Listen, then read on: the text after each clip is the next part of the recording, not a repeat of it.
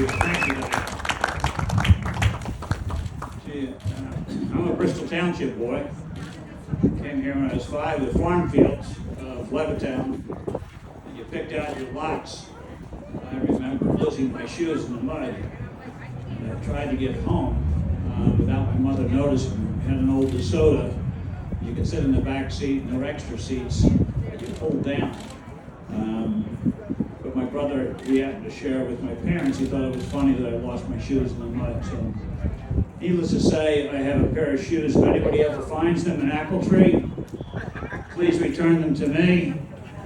I'm glad to see the Bucks County Housing Authority, and I'm glad to see a guy ride in from the west to really know that there are people that live south of Route 1. Sometimes I think the elected officials feel that Bucks County begins at Route 1 and goes up to 202. And they forget the people down here. Well, I grew up down here, and it's a wonderful place. I have wonderful memories. And walking around the county, sometimes people will say, they'll tell me their little town. And they'll say, you never heard of this little town? And I say, well, how many people are in your little town? They say, well, we have about 400. And I said, well, I grew up in a town called Apple Tree. They said, well, I never heard of that. And I said, you never heard of Apple Tree? Well, you don't know anything. But I can share with you Lower Bucks County, Bucks County itself, and the surrounding counties all care about their country. The majority of people that served volunteered. Went off. My 2 brothers volunteered. I buried my 1 brother in the National Cemetery. My younger brother became disabled. And one of the guardians came up to me and said, look, I used to work with your younger brother at Johnsville Naval Air Station. He's still working, my younger brother. I'm fortunate. But my mother sent 3 boys off from Levittown, Pennsylvania to serve their country. 3 boys came back disabled American veterans.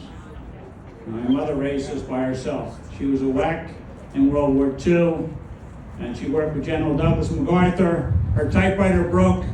She called the typing pool, and a courageous typewriter repairman came up. This was in the Philippines, and his name happened to be Marion Jackson Christian, and he ended up being my father. It was like a mixed marriage. I mean, my mother was Catholic, and he was a Southern Baptist. My mother lived in Croydon, and you didn't marry, you didn't mix a Southern Baptist and a Catholic. So actually my father converted over, and he became a Catholic, but he still wasn't accepted. We didn't recognize PTSD. We didn't recognize different problems that veterans had through the years. My father could have had PTSD. He left when I was about 7 years of age. He had a serious substance abuse problem, which many people had after every war. And they turned to either alcohol, some to alcohol and drugs. And today we recognize all those people that served that have a possible blemish on their records, that have a possible blemish on their life, that need help. And programs like Alcoholics Anonymous, Narcotics Anonymous, and all the other self-help social programs have developed. And the veterans organizations are feeders. If they have someone in their organization, whether it's in the American Legion, the VFW, even if it's in the group, the Guardians that care for our cemetery in Washington Crossing. As I look out here, I want to thank a gentleman who comes from the West to put this on for the 2nd year in a row, to bring food and clothes for those in need.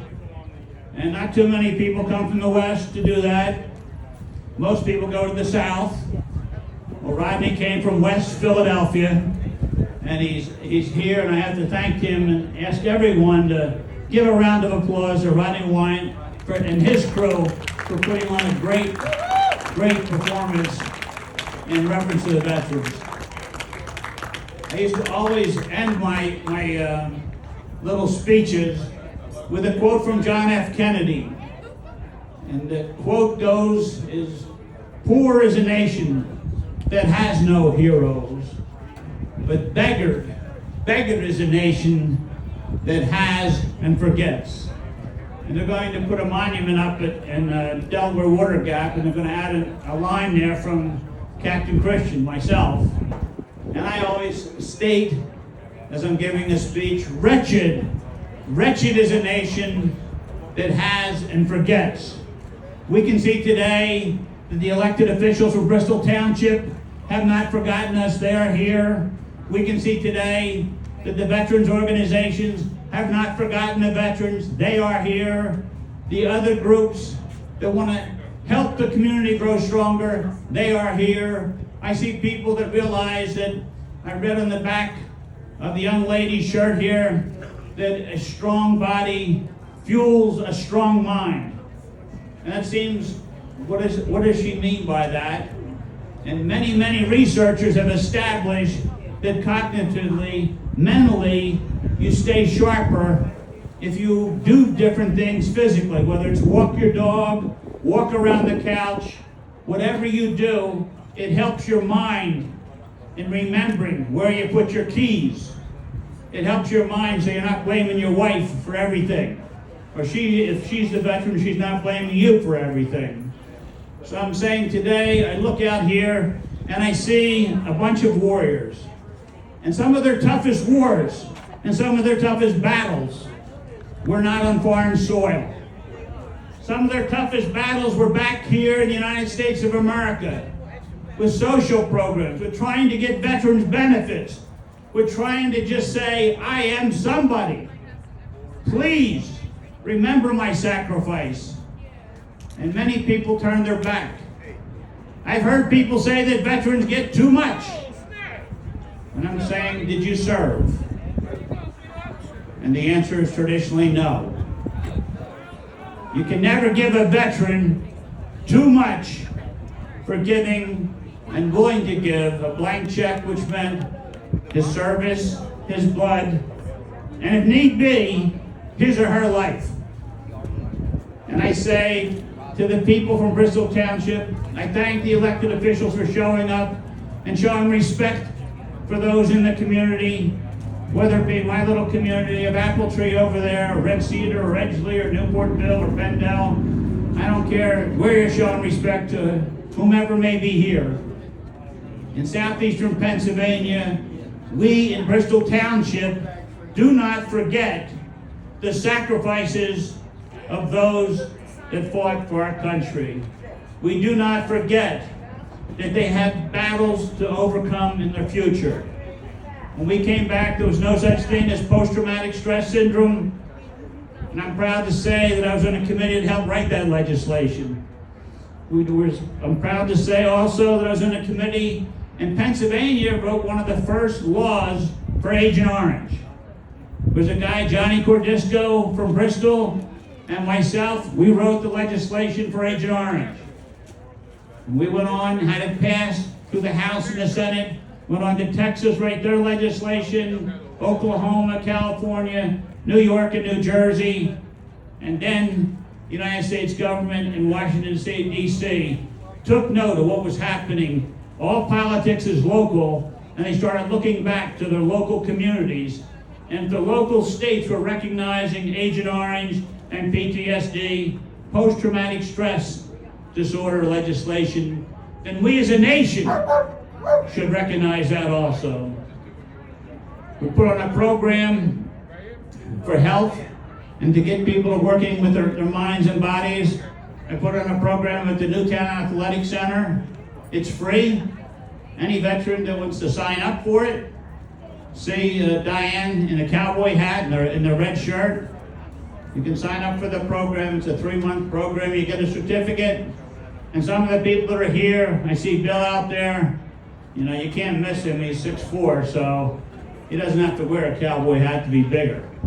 But I want to tell you, ladies and gentlemen, thank you, Levittown. Thank you, Bristol Township. Thank you for the people that are out here today.